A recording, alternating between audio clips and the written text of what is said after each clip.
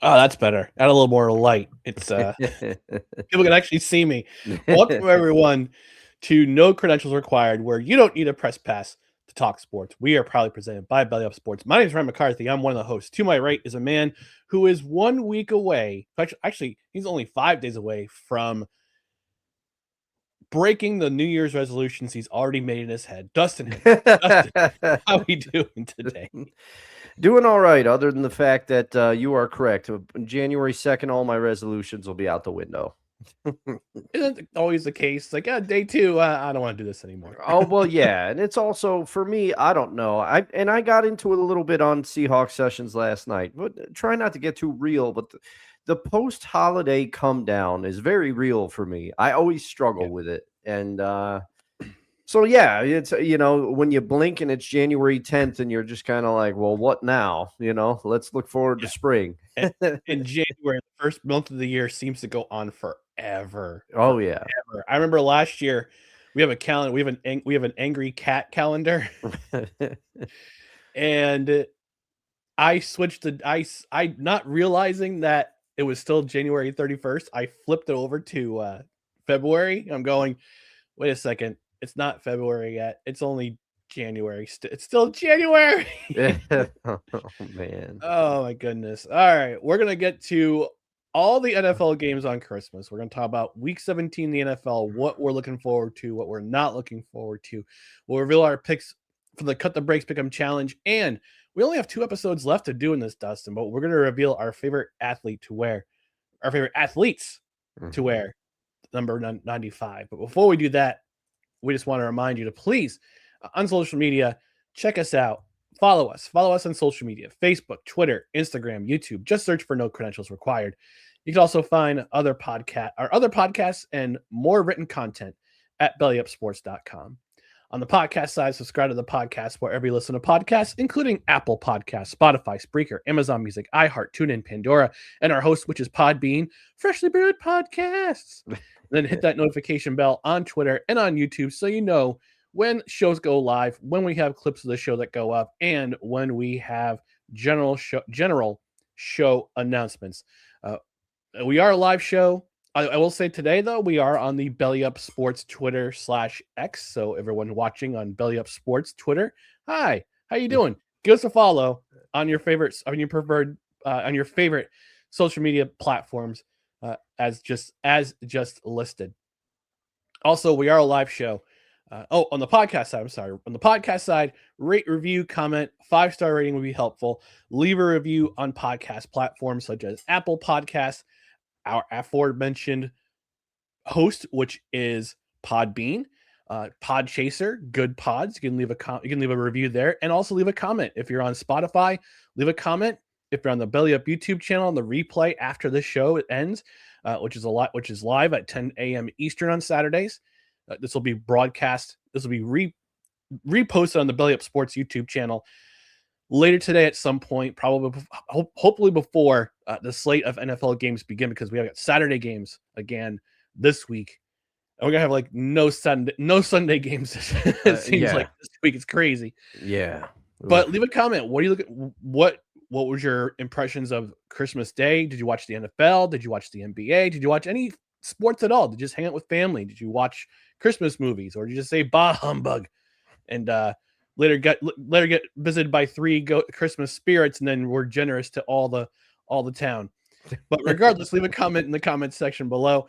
And again, we are a live show Saturdays at 10 a.m. Eastern, Tuesdays at 6:30 p.m. Eastern. Although I will say, for our first show of the new year, actually our second show of the new year, which will be on January 5th. So Monday, 1/5 will be on Monday. We'll be reacting to Black Monday in the NFL. We'll also be reacting to, hopefully we'll have all the playoff spots nailed down by then. Hopefully. And we'll have to come down to the last week of the season, but it's the NFL. The season's already drunk. Why not get it drunker? But yes, and leave a comment in the comment section also. When we're going live, leave a comment, interact with us. We love to interact with our audience, whether it be on our YouTube channel, Facebook, Twitter. Give us an interaction. And then Dustin, I know you're feeling a little under the weather today as we talked in the green room, but I know this sound, it always makes you feel a little bit more, gets a little bit more pep, a little more energy when you hear. Yeah, pep in my step, and I have it on good authority that the aforementioned Scrooge even loves chime time. It certainly does.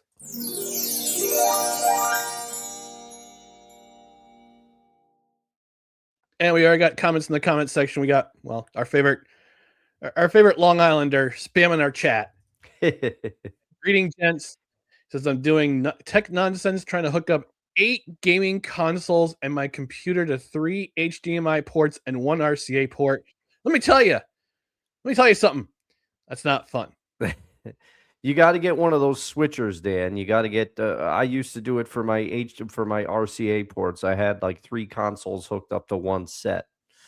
Yeah, he also mentions he's with family who's he's got a lot of medical stuff going on in their family. I'm not going to reveal it, but best wishes to you and your family, Dan, especially your parents. And James checking in from New Jersey saying, "Morning, gents. I spent most of my Christmas asleep. I checked in on the NFL games once I woke up." Well, guess what, James? You're in the right spot because we are going to review for the first segment of the show NFL Christmas Chaos. We had not 1, not 2, but 3 games on Thursday, Christmas Day, starting off with the Dallas Cowboys visiting the Washington Commanders. This game it was the first 2 games of Thursday were Netflix games. Yeah, I got some questions to talk about. I got some questions to ask you because I was on Fox Sports Rochester yesterday. I was also on Fox Sports Rochester with friend of the show Gaz on Wednesday as well. And I asked him this question, Dustin. I'll lead it off with this. all right. During the games, Netflix cut to a former player for one of the teams. So in this game, it was Emmitt Smith. I believe he was interviewed in the first quarter, and Clinton Portis for the Washington then Redskins, now Commanders, was interviewed in the third quarter. And in the Minnesota-Detroit game, Barry Sanders was interviewed in the first quarter. It was a remote interview, and Chris Carter, formerly the Vikings, was interviewed in the third quarter of the game against between the Lions and the Vikings. What'd you think of that? I have mixed feelings about it. Yeah, so I only really caught because, as usual, the family I spend Christmas with, they don't like football, and when I'm hosting, and get a new family, Dustin. I don't. Well, I'm kidding. I'm kidding. I should say one person doesn't like football. I think my brother-in-law would watch more if he, but I don't think he's like a huge fan. But so we weren't watching football, but they went to a holiday party. We visited my dad, and after we visited my dad, they went to a holiday party. And I said, you know what? I don't feel like going anywhere. I'm just going to kind of relax. So that's where I caught a bit of 2 of these Netflix games. I caught the end of the Cowboys Commanders, and I caught most of the first half and into the third quarter of the Lions game. So I did hear that Barry Sanders interview. And at first they got home during the third quarter. So when all of a sudden I come back in, I was like, is that Barry Sanders? And they showed a graphic of his sons. And I'm like, oh yeah, it's got to be Barry. But I thought it was kind of weird. I thought it kind of broke up. And I know Barry's always kind of been a private person anyway, for as famous as he is. And I don't think he liked giving interviews. And it kind of showed in the segment. I thought it wasn't great. I think it's nice to be nostalgic about the players of yesteryear, the legends you remember, but I don't know. It didn't hit for me, Ryan, the one that I saw. Okay. So I have mixed feelings about this because of the choices. Now, Emmitt Smith, always a great interview. He's just personality. His personality shines through. All right. Yes. Wherever he is, if he's on Dancing with the Stars, if he's on just a regular television show, if he's being interviewed for a documentary, or if he's just doing an informal interview during a game like this one, yeah, great. That's perfect guest to get. For Washington, like, you couldn't get a past Super Bowl champion. You couldn't get Mark Rippon. You couldn't get Joe Theismann. Couldn't get Ernest Biner. Like, you had to get Clinton Portis, and I get it. He's removed from the NFL sooner than I think who they would have gotten, but Yeah. If it were me, I would have chosen somebody who won the Super Bowl while they were in Washington. Well, and That's my feeling. I agree with you because they could have done that because they chose Barry. Barry and Emmett are kind of from the same. We associate Emmett a little longer, I think, because he didn't leave at his peak. Emmett still played. I mean, he played for the Cardinals, okay, but but they're from the same era, and Chris Carter as well. You know, most people remember him, the Vikings, that '98 season, things like that, but. He was also on the Eagles in the late '80s, early '90s, and he finished his career with the Dolphins. Oh, yeah. Remember the Chris? Miami Dolphins great, Chris Carter. yeah. But so I mean, Clinton Portis. I mean, he's remembered because that was a huge trade. I think when it was Champ Bailey and Clinton Portis, being swapped, but. I don't know, man. And I mean, he was a great running back in his own right, but I agree with you. He didn't really fit with the other selections. All right. So we're going to move on to the actual game itself. Cowboys and Commanders. And I actually do have a comment from your Uncle Al saying the interviews would have been good as standalones during halftime, but during gameplay, swing and a miss. Yeah, because during the Clinton Portis interview, they asked him a question, and then Bill, I'm going to call him Bill now because he's earned it. Earned it. All right. Bill Krosky Merritt ran for a 70-something yard touchdown, and they said, "Yep, just like we drew it up. As soon as I get on air, we're gonna have a long touchdown run by Bill McCrosky Merritt." But let's talk about this game a little bit more. Both teams coming in with nothing to play for. But I think this game was the most entertaining of the three games in the Christmas Day window. To tell two halves. Cowboys controlled most of the action for the first half.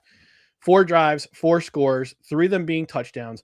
One of those touchdowns being an 86-yard touchdown pass from Dak Prescott to former New Jersey Generals great Kevontae Turpin. Yes, I'm referring to him as a former New Jersey General great because The Rock took away my team again.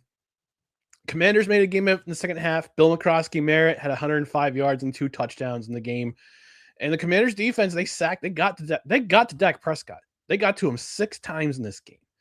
But I think the Cowboys' big first half was the biggest difference maker, even though penalties once again almost did them in. I think they had 11 or 12 penalties in this game. We talked about this a couple weeks. This has been a theme the last couple of weeks, Dustin, on the show, that when the Cowboys when they played the Lions, penalties hurt them. When they played the Vikings on Sunday night, penalties hurt them again.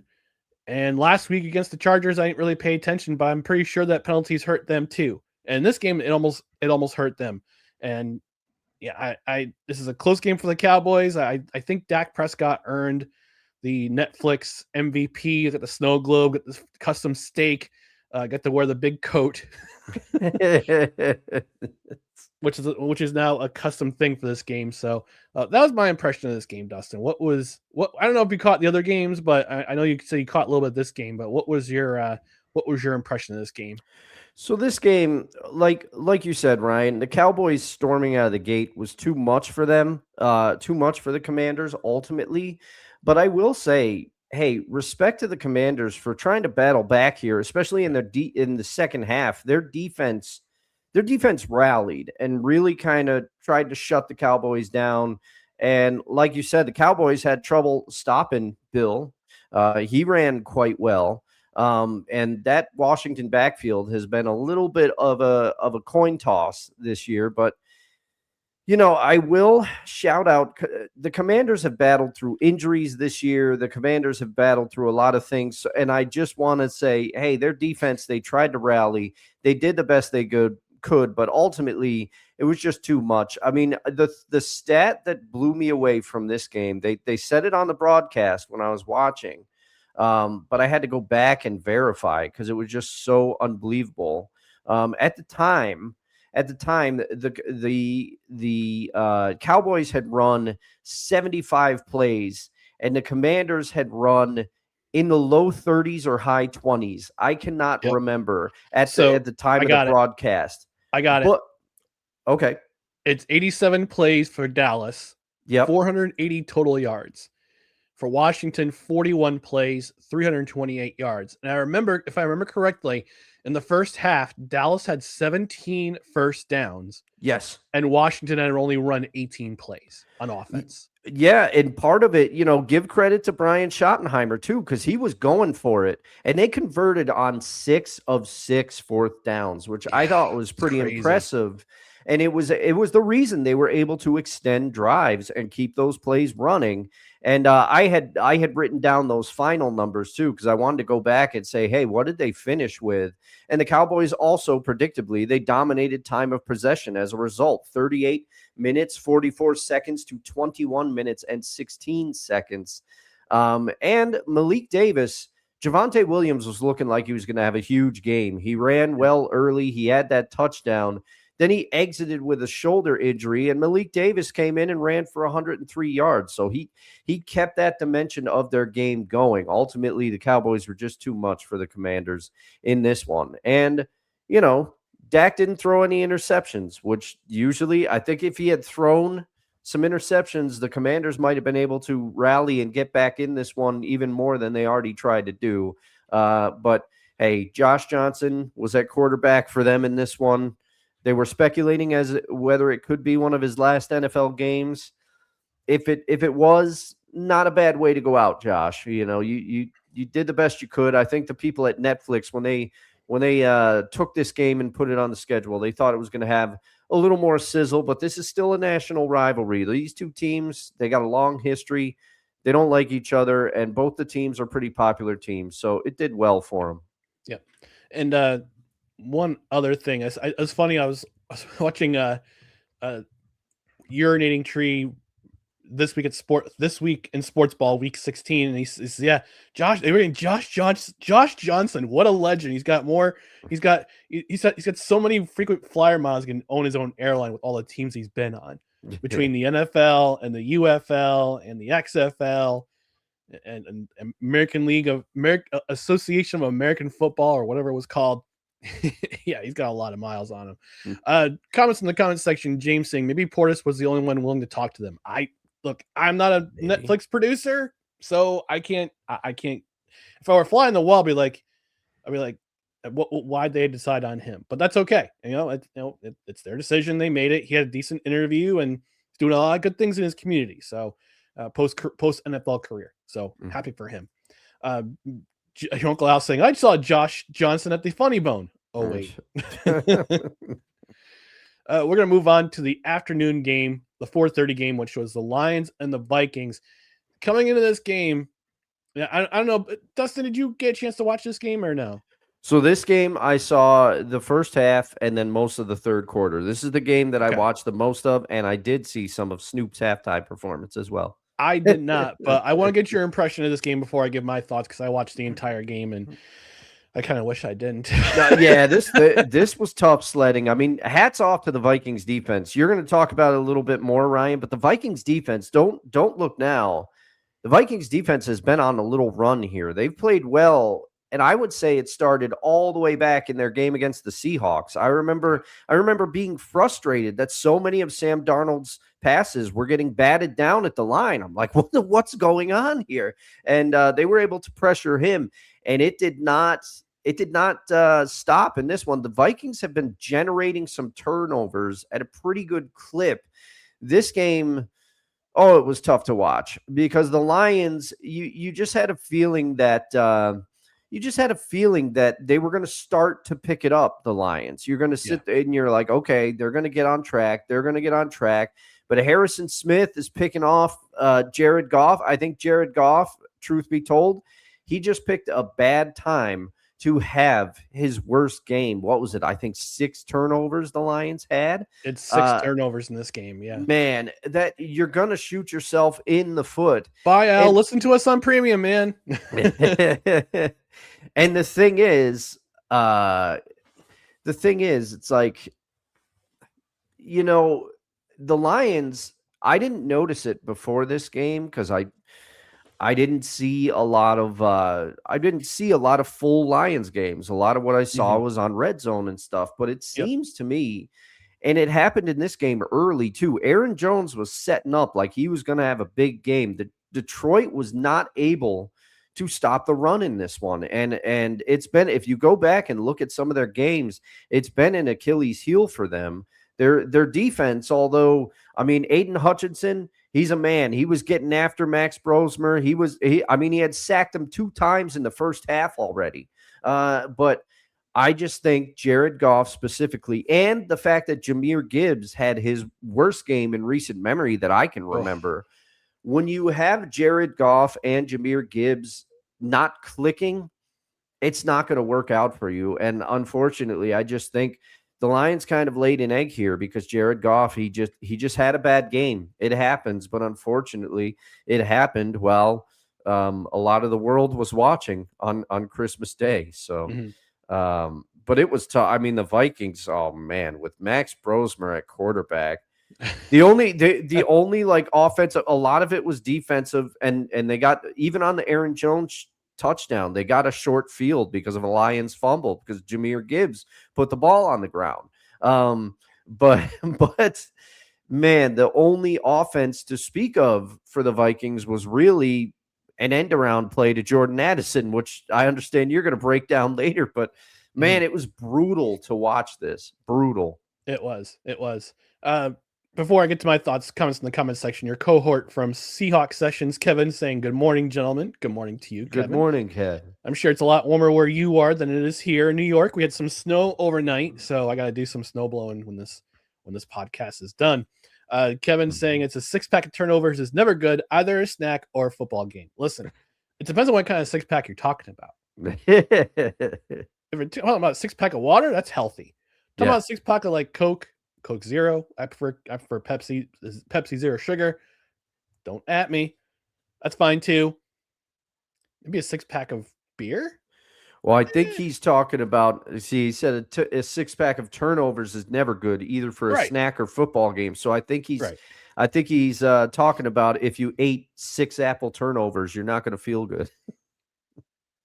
True. Okay. I got you there. All right. So my thoughts on this game. Coming into this game, we saw that the Vikings, Kevin O'Connell, Vikings coach, said that the Vikings would be starting Max Brosmer. I didn't realize it was called. I thought it was Brosmer. I didn't like Marcus Mariota. We now know the correct pronunciation of Max's last name. It's Brosmer, not Brosmer. Anyway, I thought this game was going to be a slaughter, considering Brosmer's performance in Seattle 5 weeks ago. But one thing I failed to take into account was the Vikings defense. And like you mentioned, Dustin, in the game against Seattle, they had a pretty decent game. Yes, it was a blowout because they couldn't do anything on offense, and they still couldn't do anything on offense in this game with Brosmer at quarterback. We'll get to his stats in just a moment. But their defense had been playing fairly well. And in the last 3 games before this game, they were giving up 13 points per game. That's including the shutout against Washington. That's including the 13 points they allowed to the Giants last week.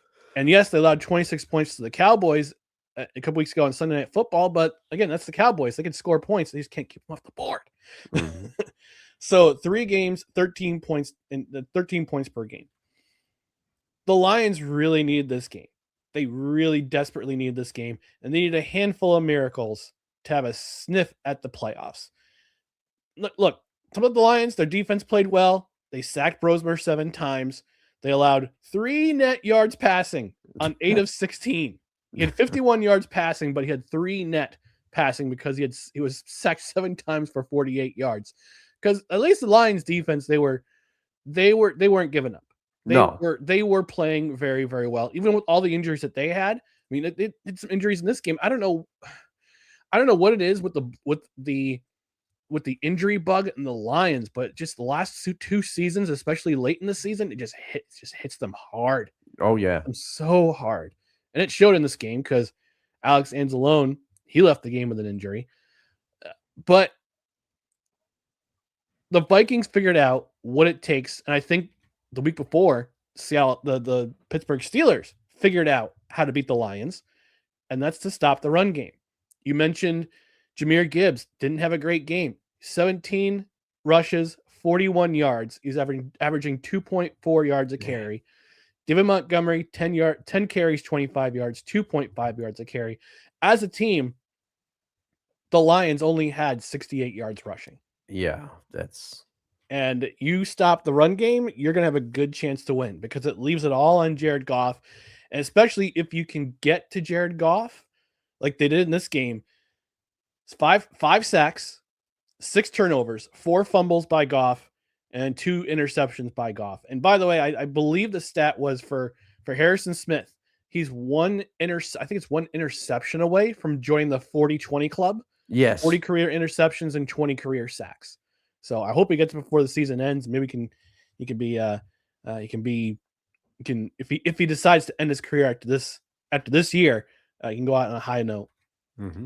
But the final blow came on Jordan Addison's 65-yard run on an end run, which actually accounted for 40% of the Vikings rushing yards for this day. Because they had 158 yards, but 65 of those yards were from Jordan Addison's run alone. And as soon as I saw that, as soon as I saw that run, I saw him dive in the end zone for a touchdown. Because at that point, it was still a 1-score game. Yeah, it was still in the Lions' reach. But as soon as Addison hit the Jets, scored that touchdown, I said, "Yep, game over, game over."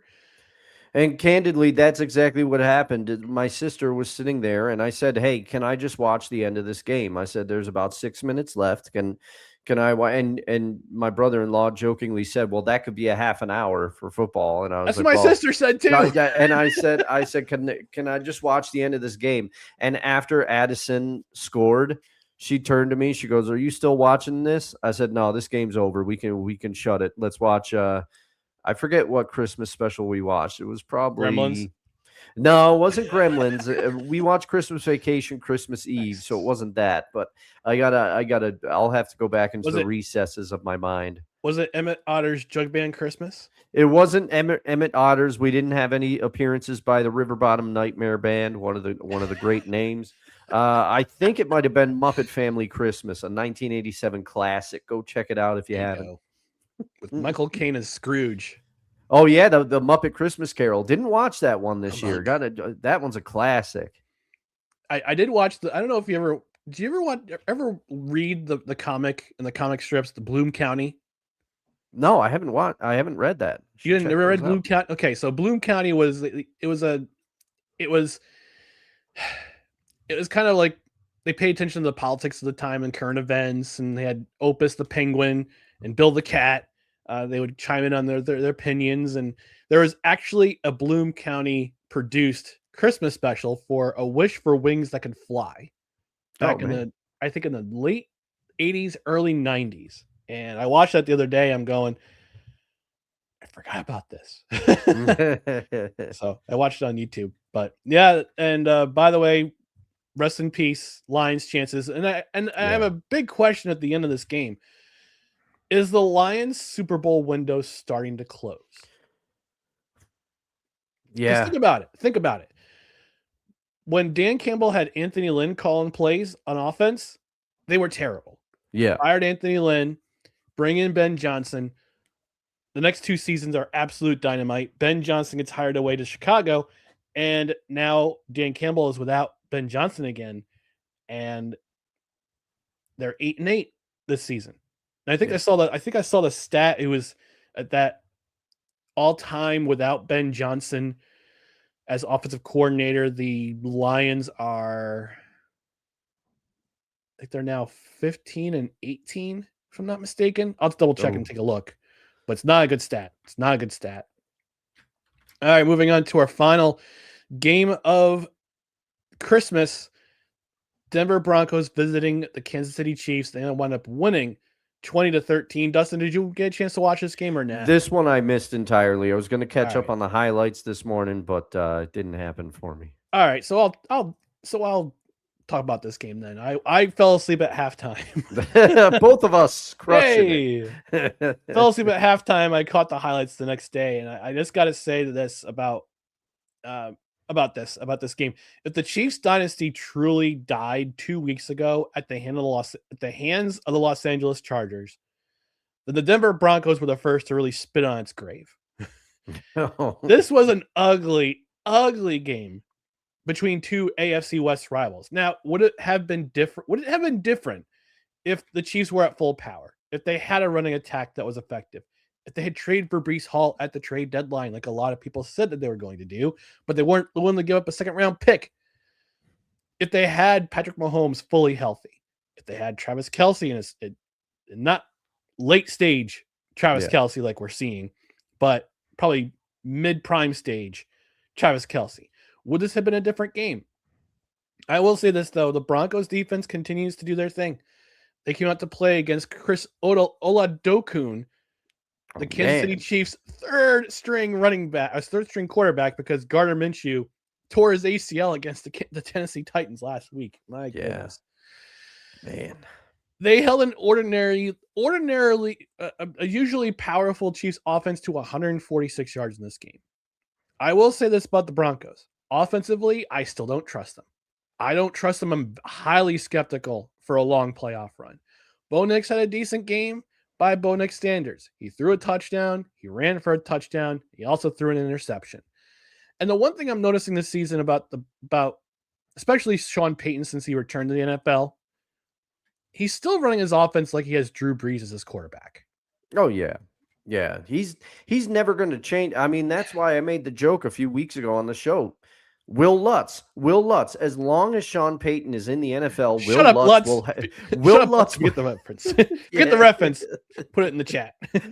Will Lutz will have a job, but he does. He's running, and I've got to say to Dan, if he's still in the chat, he always is talking about how Pete Carroll's offense with the Raiders is 2015 era Seahawks, that he hasn't changed it, nothing.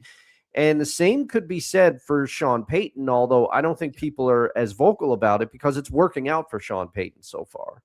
Yeah, and which makes me wonder, how did this team not score more points against the Chiefs?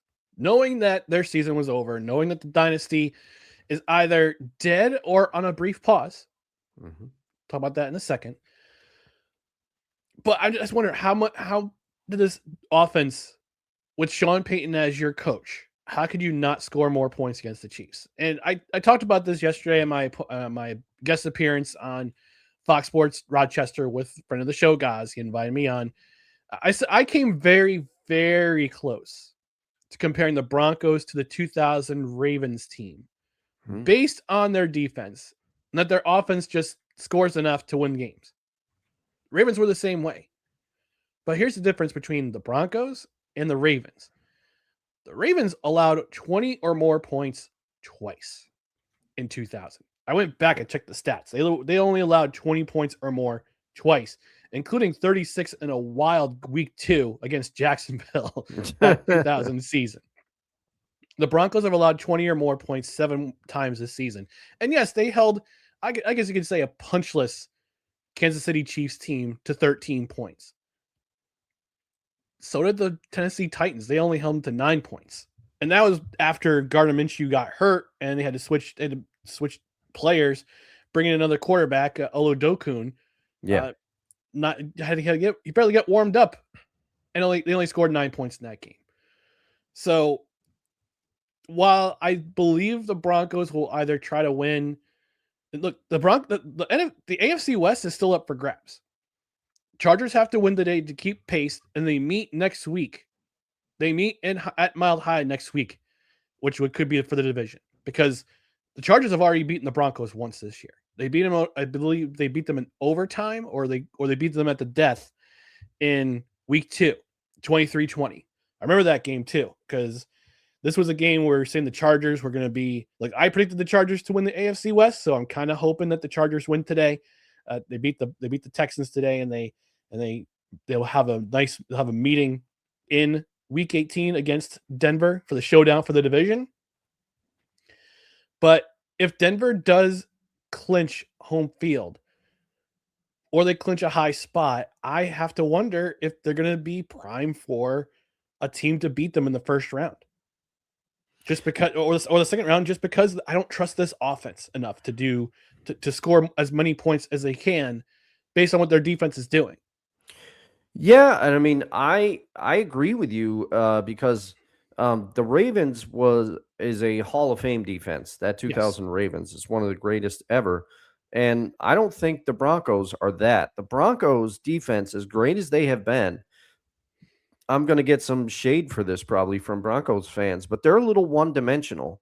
They sack the quarterback, and that's what they do. And if you can figure out a way to stop them from sacking the quarterback, they're not quite as an effective unit. I understand they got Surtain, they got they got some players. Yeah. They'll get some turnovers, but like you said, Ryan, with the offense scuffles at times for this Broncos team, and you're thinking why? And part of it is Bo Nix is having a bit of a sophomore slump. Let's call it what it is. Yep. But it's also, I do believe the defense is not like the Texans. They're a complete defense. The Broncos, I would say they're not a complete defense. They sack the quarterback. That's their bread and butter, and they've got to get after quarterbacks, and that's their path to win. But I would even go back, Ryan, to say what you're saying offensively.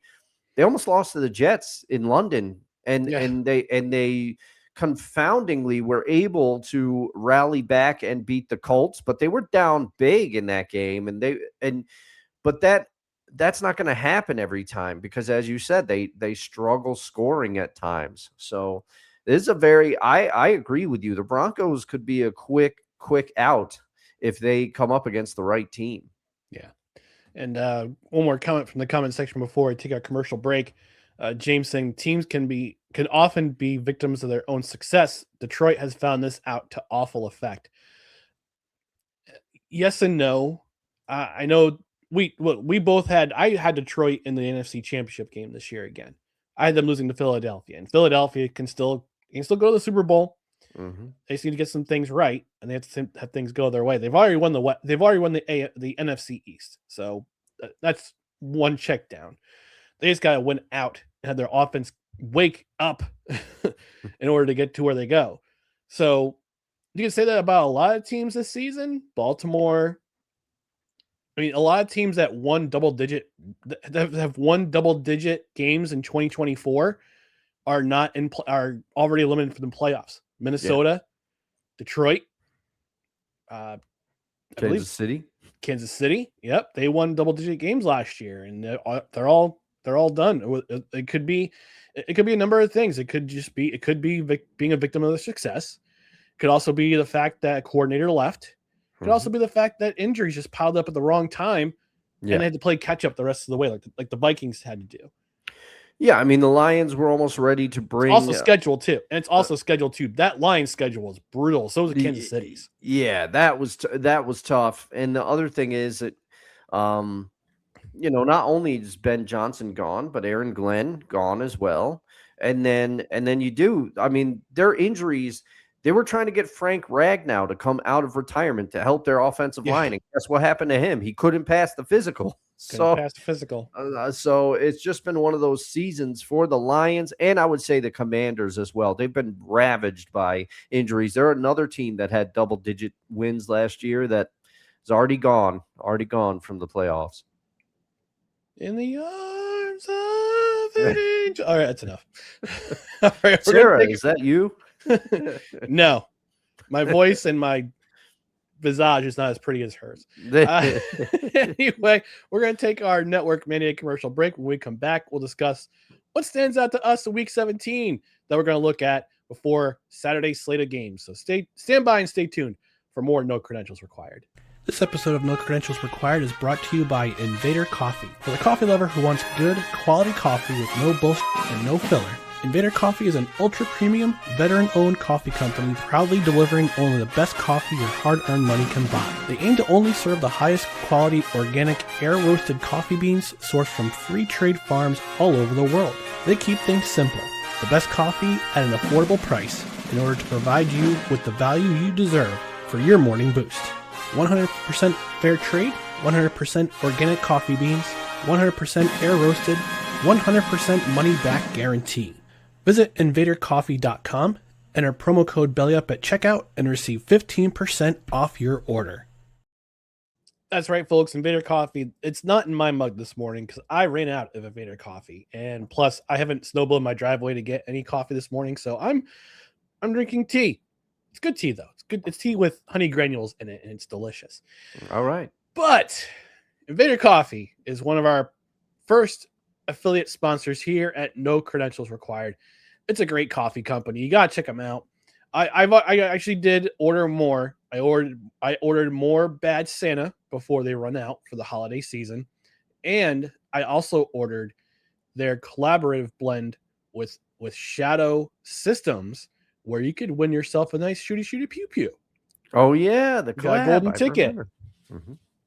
California and Massachusetts will get guns that with firearms. If you win, you get firearms that are applicable to your state. But Invader Coffee, great coffee company. You can get yourselves great blends. They still have their holiday blends for a limited time as they all go out with the holiday season. So the Bad Santa is still available. The Cookie Crumble is still available. They still have their other blends. Whiskey blend is back in stock. The OG blend is always available. Their Wallace Scottish Brandy blend is back in stock too. The Black Heart blend and the break in case of emergency blend is currently out, but they still have their authentic Mexican chocolate blend. And you can still buy a bag of coffee for a deployed military member through the Move America Forward Foundation. They send you buy a bag of coffee for a currently serving service member.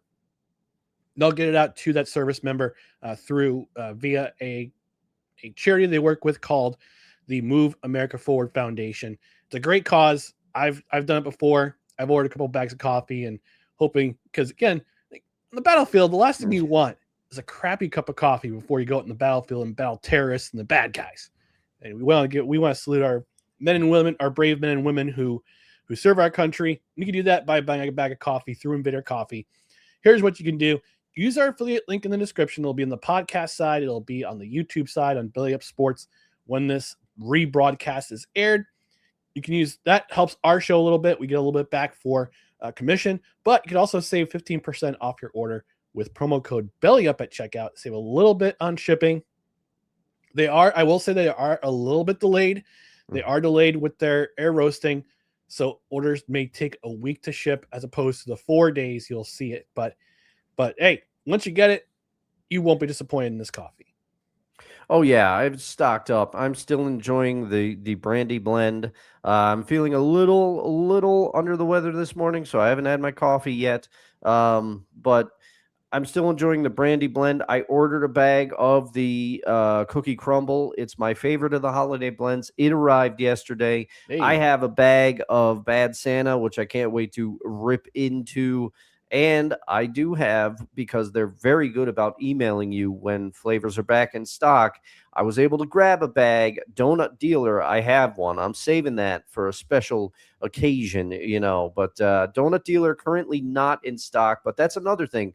Sign up for their mailing list, because they'll tell you if a blend is back in stock, so you can go and grab it right away.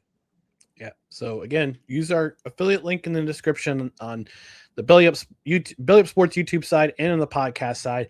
Again, we get a little. Every order helps our show a little bit, and again, you use promo code BELLYUP at checkout for 15% off your order. Just like all of our affiliate sponsors here on No Credentials Required, Invader Coffee gets the No Credentials Required seal of approval. Once again, do not give cup of coffee to puppers. It gets messy. Yeah. All right, we're going to move on to week 17 of the NFL. What's standing out to us? What we're avoiding, what we're watching with intent, with high intent. We're going to start with our most intriguing matchups of week 17. Dustin, I'll have you start. I've been talking a lot this episode, so I'll have you start with your most intriguing matchup or matchups of week 17. All right. Well, this one came down to two games for me, and I was going back inside because as we going back and forth, but as we talked about, this is a condensed slate of Sunday games, so you didn't have as much to choose from. But this is mostly I decided on Eagles versus the Bills, and it's mostly because I want to see which version of both of these teams show up. Both teams have looked great at times and also laid eggs at other and others, particularly against the Falcons on that Monday night game, the Bills, and also that Giants game where they didn't just get beat, they got beat by Jackson Dart and at the time it was Cam Scatterbo still in there at running back, and that combo gashed them. That was when, I mean, I know it was earlier in the season, but that was when Daboll was still coaching them, so it feels like a lifetime ago. But that happened this year. But here's the thing. I have a lot of questions about this game as well because Saquon finally seemingly woke up last game, and it helped the Eagles immensely. They looked more like the Eagles of last year, the Eagles that made that Super Bowl run and won. Is he officially back? Will Tank Bigsby get any run, which they traded for Bigsby? He's been good. Will A.J. Brown be involved early? Can Josh Allen and James Cook activate their Wonder Twin powers to knock the Eagles off? Will they get one of the tight ends involved? I think this one could be entertaining, provided both teams are ready to play in this one, because both teams, like I've said, they've had their scuffles, which is why this matchup intrigues me. Yeah, we talked about it yesterday on Fox Sports, Rochester, Gaz, and I. For me, you talked about this game and you brought it up, and that's a great pick. For Buffalo, they got to stop the run. They've had a lot of trouble this season stopping the run. And on offense, they got to control the clock. You got to keep that run. They got to keep that offense off the field of the Philadelphia Eagles. They got to control the clock themselves. They're good at that too. Also, let's see Josh Allen do Josh Allen things as well. For me, the most intriguing matchup of Week 17. I've been waiting for this game for the 9 weeks. Oh, man. Giants at Raiders. Oh, man. I know you're asking yourselves at home or you're on the road. You're asking, Ryan, why is this game the most intriguing matchup in Week 17 to you? Draft implications. That's why. Because whoever loses this game will almost be a lock to clinch the number 1 pick in the 2026 NFL draft. Both teams have lost their last 9 in a row. Some say only draft nerds and sickos will watch this game for the memes. But as a Jets fans, I'll be watching with great interest, because if the Raiders lose this game, the Jets lose their game against the Patriots. I'll talk about that in a second. The Jets go over the Raiders, and Jets fans have been lusting over Fernando Mendoza, quarterback from Indiana, the Heisman Trophy winner, to be their QB1, their future QB1 going forward. Let's see if it works out. But I'm watching this game just because of the high interest with the draft implications. Honorable mention though, Chargers Texans. Because Houston is still a game behind Jacksonville for first in the AFC South. The Chargers are a game and a half back of the Broncos for the AFC West. We talked about this in the previous segment, how if the Chargers win this game, they will have a showdown with the Broncos for first place. If they win next Sunday, if they win on Saturday and they win next Sunday, they will be the AFC West champions. If the Broncos win, or if the Chargers lose this week, Broncos get the AFC West crown and Texans stay alive for the AFC West. But either way, if either team loses, they're still in contention for a wild card berth. Got some comments in the comment section. James saying, I want to see Bigsby get more meaningful carries. He could be what Ryan Matthews was intended to be during Chip Kelly's tenure. And Dan asking me a question, saying, question for Ryan that Dustin, Kevin, and I discussed last night for Seahawks sessions. Ding. If the Jets coaching job becomes available, what say you, John Harbaugh? The Jets have Woody Johnson's already said that Aaron Glenn's going to get next year. Unless things go completely melons up. I'm censoring myself here. If things go melons up for the last 2 weeks of the season, and the Jets get absolutely blown out by the Patriots at home and the Bills in their final game at insert name of stadium here, that's the only time I see a coaching change. because Woody Johnson is patient in terms of, all right, we get this guy a 5-year contract. I don't see him firing Aaron Glenn after one season, which could happen. Again, it could happen. I mean, he's already said in the press that he's going to have at least one more season to turn this thing around. But if the Ravens lose out and John Harbaugh is let go, is gone, I would put some feelers out because the Jets need some order. The Jets need order. That's what they need. They need a semblance of order. Now, it's going to take a lot for the Jets to get John Harbaugh if he's available. I think John Harbaugh would say, look, I want this much money. I want this much control over roster, say. I also want a certain percentage of the team for ownership. Oh, man. Okay. It's going to take a lot for John Harbaugh to come to New York. And he says, and Dan continues saying, I think the Jets' job might be the most fascinating open, if it's open. 5 first-rounders in 2 years and plenty of cap space. Yeah, that's going to be the big factor here going into 2026. We'll discuss that in another episode. Maybe I might have to bring back Just Embrace the Suffering, do a little special on that because I need to eat some crow over some words I said after the Bengals game. But yeah, I don't, like I said, I think the Jets have already said Aaron Glenn's getting one more season and they'll figure it out from there. But yeah, they'll have 3 draft picks. They'll have 2 first rounders in 2026.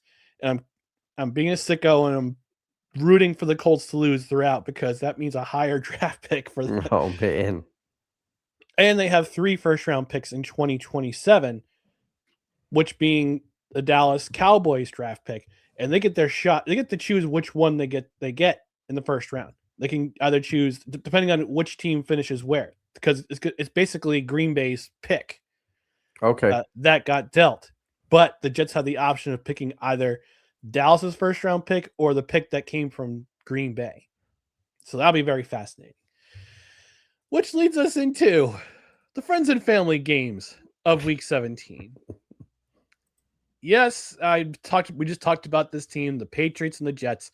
I predict this crowd at MetLife Stadium will be 75% Pats fans and 25% Jets fans. And the last, I'd say probably 15 weeks of the season, the Jets have had a difficult time moving the ball with 3 different quarterbacks. And I predict there'll be a 4th different quarterback because I think Hendon Hooker gets a start against Buffalo in week 16. Wow. I'm awful for thinking that, but I think it's going to happen. But and again, why should it be any different against a Pats team who's out for blood? They're out for the number 1 seed. They're out for the AFC East crown. The Jets have already ruled out. And yesterday, speaking of Aaron Glenn said yesterday, I'm out to win this game. I'm going to coach to win this game. Mason Taylor's out and Will McDonald have been shut down for the rest of the season. So I thought you said you wanted to win, coach. So the tank is on. The tank is in full motion.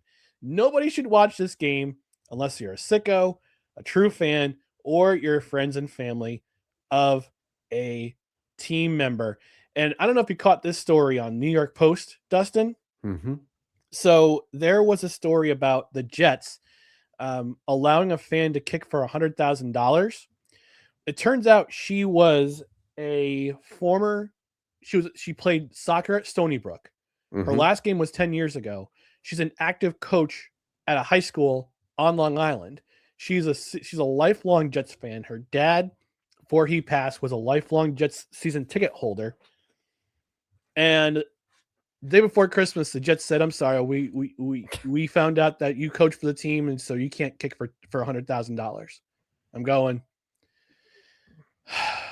Yeah. Can you not embarrass yourself once during the season? And some people stood by the Jets. They're like, "Well, she broke the rules. She knew what the rules were." But I'd say read the story for yourself. I'll post it in our Discord, but read the story for yourself. They actually reversed their decision and they're going to give her the shot to kick I think it's a 20-yard field goal for the chance to win $100,000. So yeah, it's like, can we just not have 1 week where you embarrass yourself as a franchise? I mean, yeah, this is why I hate being a Jets fan at times.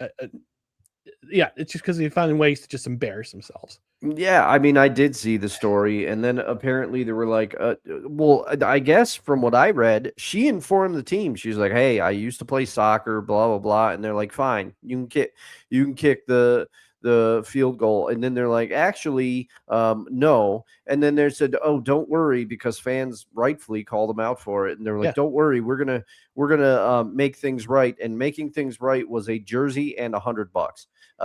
Sorry, Yeah. but that doesn't work.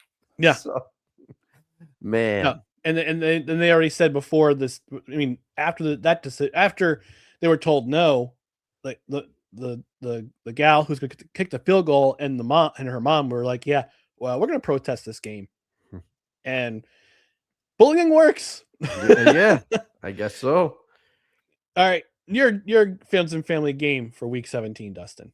Oh man, the last couple Monday night games have been some stinkers. Okay, and I think this one will have the same effect, I believe, because I'm talking Falcons Rams for this pick. The Falcons have nothing to play for.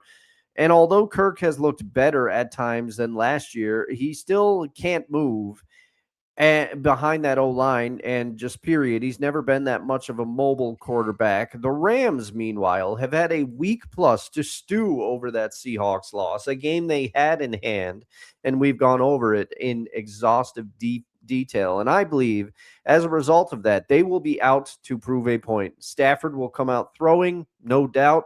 Kyron Williams and Blake Corum will be able to run, I think, against this Falcons defense. The Rams corners are very aggressive, and I think they'll be able to pick off Captain Kirk. This all equals not a good recipe for Rams Falcons. I think this one could get out of hand quickly, and the only path to the Falcons winning this game, I think, is that you have to have a couple fluky touchdowns to Kyle Pitts, and Bijan Robinson's got to run all over the field. I think that's how you get it done, but I don't think it's going to happen. This game's going to be tough to watch. Actually, it's funny that the Rams and Falcons are playing each other this week, because the Rams beating the Falcons would improve, would just make the Falcons draft pick go up in order, because they own that first round pick. So they're helping themselves for the future. Yeah. If they absolutely Crazy. pound the Atlanta Falcons into the sand of the turf, so to speak. Dan saying in the comment section, I don't know if he means the games to watch or the Friends and Family game. He says Seahawks Panthers is very curious. Seahawks historically don't play well in Carolina, but they always play the Panthers well. Definition of a toss-up. You could have chosen another game instead of your team, Dan. Oh, man. Just saying. Moving on. Players to watch in Week 17. Dustin, who do you have your eye on? Well, it's cliche, and we're going to get a little bit more about him later in the show. But for me, I'm going to have my eye on Myles Garrett, along with the rest of the football watching population, because I think this is the game where he breaks the single season sack record. Aaron Rodgers, not as mobile as he used to be, and you see at times that he's been gotten to behind this Steelers offensive line. So I think this is the game that Myles Garrett takes the record. And I'll also have my eye on Malik Willis offensively. We know that Jordan Love is out because he's in the concussion protocol. He will not play. So it'll be interesting to see how Malik, who we both shouted out last week, will be able to perform against the reeling Ravens. Malik is questionable, but it's been said he's going to play. He's expected to play.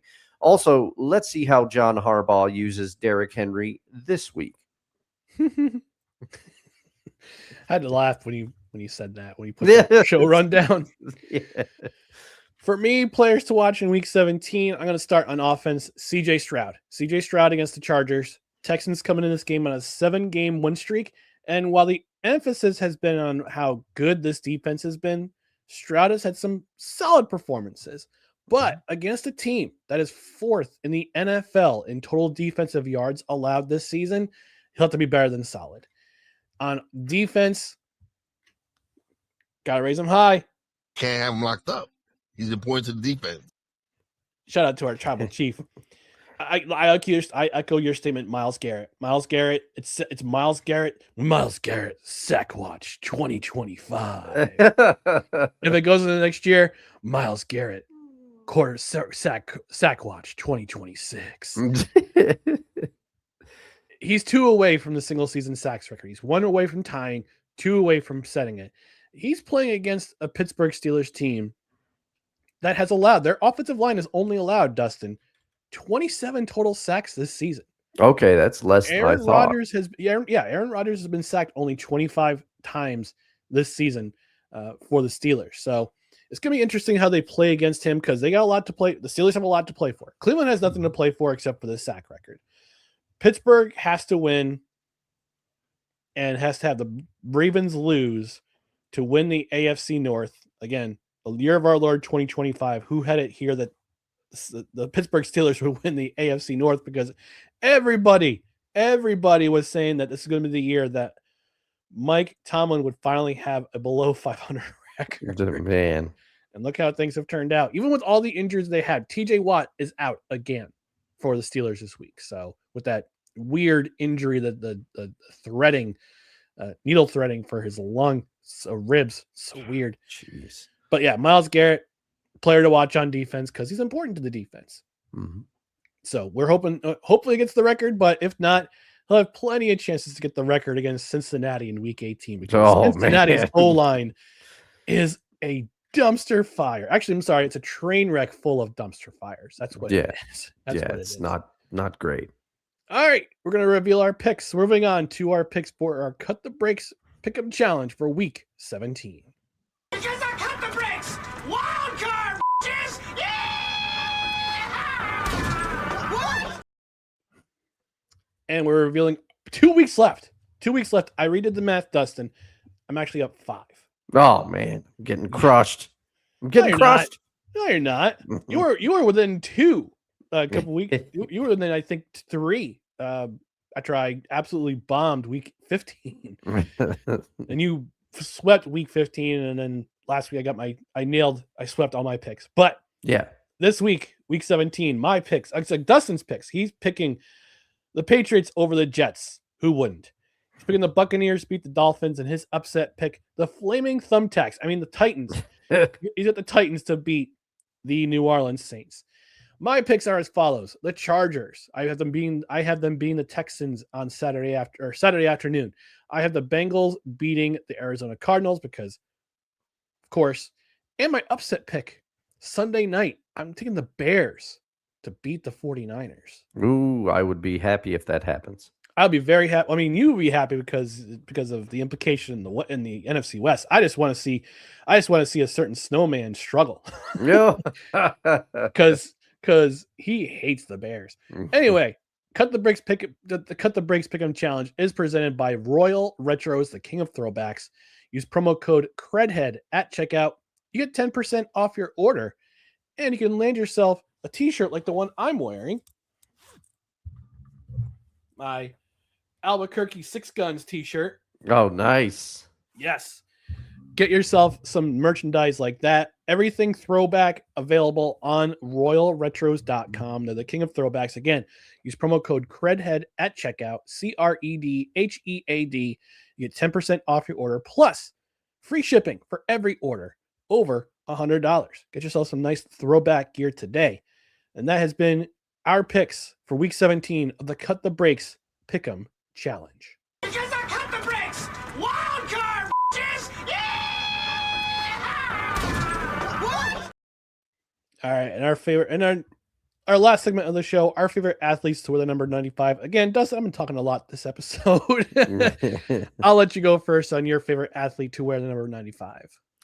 Well, I said we would hear about him more in the show, and here we are. I mean, truth be told, there weren't that many athletes I could think of that wore 95. And as I started going over it, I said, you know what? I'm going to go Myles Garrett. It's been very entertaining to watch him play over his career. He was drafted first overall by the Browns in 2017.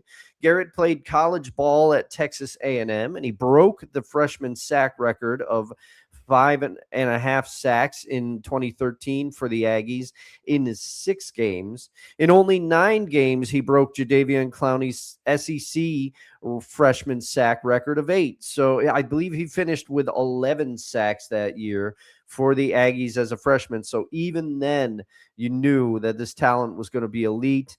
And in the NFL already, he is a 7-time Pro Bowler. He is a 4-time All-Pro. He's also the 2023 AP Defensive Player of the Year, and he has 124.5 sacks in 132 career games, along with 291 solo tackles. So he's not just all about the sacks. Also, he's still only 29, so he's got time to add to these numbers. I think he's a shoo-in for the Hall of Fame when all is said and done. And if he sets the single-season sack record this week, then that's another feather in his cap. Myles Garrett, it's been fun to watch you play, even though your team stinks. It does. All right, my favorite number 95 is from arguably the greatest defense of all time, the 1985 Bears. Richard Dent. Richard Dent drafted at that time, there were 8 rounds in the NFL draft back in 1983. He was drafted in the 8th round of that vaunted 1983 NFL draft, where, yes, we had a lot of players in the first round, and that great 30 for 30 documentary, the 83 draft, which talks about the quarterbacks that went in the draft. But we don't hear about a lot of the other players that came out of that draft. Eric Dickerson, Willie Gault. And here's another one. Richard Dent, drafted all the way in the 8th round of that draft, 203rd overall out of Tennessee State. And again, he was a part, we talk about eras on this show. Not the Taylor Swift album, but eras on this show. He's part of that era where the elite pass rusher came to be. Lawrence Taylor, Mark Gastineau, Reggie White, Bruce Smith. Nobody mentions Richard Dent. He's a member of that 85 Bears defense that set an NFL record with 72 sacks in that season. He led the league with 17 that season. He also had 6 sacks in 3 playoff games, including Super Bowl 20. He also had 2 interceptions with 1 touchdown. The only time he was named an All-Pro. He was named Super Bowl 20 MVP after recording 1.5 sacks. He forced 2 fumbles, and he batted a pass down. He was consistently a top pass rusher in his career with Chicago. In 10 seasons with the Bears, he finished with 10 or more sacks 8 times. Wow. Incredible. Signed with the San Francisco 49ers for the 1994 season, injured throughout the season, but would earn a ring. He would actually make an appearance in Super Bowl 29 and earn a ring with the San Francisco 49ers. He went back to the Bears in 95, played with the Colts in 96, and in Philadelphia in 97, retired after that season, 1997 season. Career stats, 137.5 sacks in 203 games played. That's just in the regular season. 677 total tackles, 8 interceptions, 37 forced fumbles, and 13 fumble recoveries. He was finally inducted into the Pro Football Hall of Fame in 2011. In the same class, Marshall Faulk, Deion Sanders, Shannon Sharp, Chris Handberger, who played linebacker in the 70s for the Washington Redskins, and Les Richter, who also played defense for the Los Angeles Rams, and NFL Films founder Ed Sable. And on top of that, Richard Dent was also inducted into the Black College Football Hall of Fame in 2015 for the historic, because he played at Tennessee State, which is a historically Black college and university. So he was inducted in 2015. And here we go again with James. Homer alert. Michael Hendricks played linebacker for several years with the Eagles and was part of the defense that helped win the Super Bowl.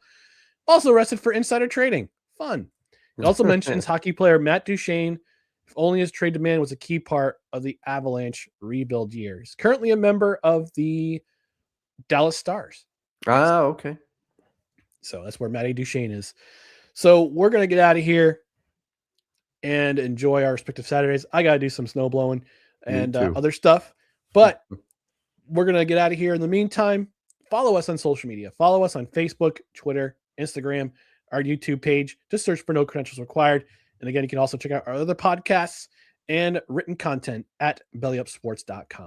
On the podcast side, subscribe where you listen to podcasts, including Apple Podcasts, Spotify, Spreaker, Amazon Music, iHeart, TuneIn, Pandora, and our host, which is Podbean, Freshly Brewed Podcasts. Hit that notification bell on Twitter and on YouTube so you know when show announcements go up, when live shows go up, and when show clips are also featured on the YouTube channel. We'll be back on Tuesday, 6:30 p.m. Eastern. We'll review everything that stood out to us in Week 17 of the NFL. I might have to do a draft order update. Even though I'm not big into the draft, I don't do evaluations of college football players, but the draft is still important, so we have to do an update there. We have to do some eulogies for some eliminated teams, depending on if they lose on Sunday. But in the meantime, we're going to enjoy our respective weekends. Thank you for tuning in to No Credentials Required, where you don't need a press pass to talk sports. We are presented by Belly Up Sports. For Dustin Henry, I'm Ryan McCarthy. Have a safe and happy weekend.